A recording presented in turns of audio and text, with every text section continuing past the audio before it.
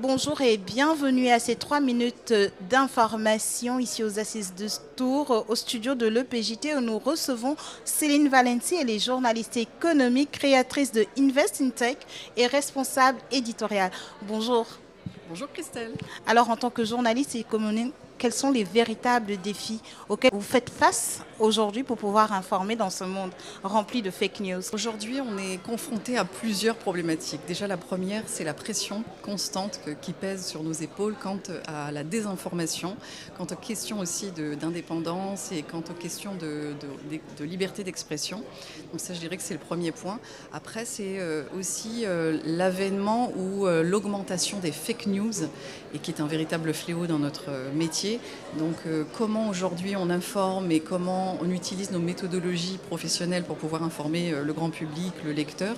Je dirais qu'il faut revenir aux fondamentaux, c'est utiliser le sourcing, donc sourcer, utiliser des sources fiables, utiliser une méthodologie qui est la plus fine possible pour pouvoir retranscrire une information qui soit la plus efficace possible et évidemment faire très attention aux informations qui nous parviennent. Je fais juste une parenthèse, aujourd'hui on assiste à une industrialisation des informations qui proviennent de la Russie et voilà, qui sont des fake news évidemment. Donc on fait très attention aux informations qui nous parviennent, on croise les sources, on utilise les fondamentaux du métier et vraiment pour être les plus pertinents possibles.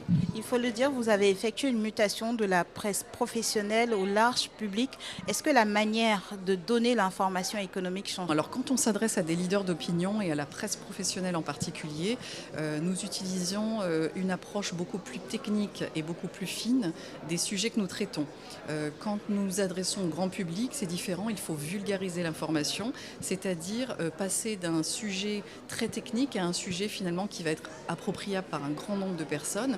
Donc ça, c'est un jeu simplement de traitement du sujet que nous avons l'habitude de faire. Évidemment, c'est un défi constant, surtout quand on voit la défiance que le grand public a vis-à-vis des journalistes et pourtant qui est un métier qui est aujourd'hui un véritable devoir d'information et qui est en plus un métier qui est indispensable à la démocratie. Quel est votre plus grand défi dans la transmission de cette info-là?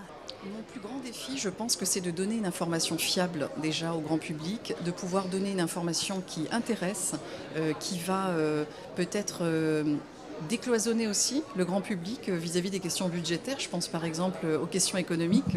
C'est vrai que le grand public ne s'intéresse pas toujours aux questions du budget, mais pour autant, il souhaite savoir où vont ces fonds publics.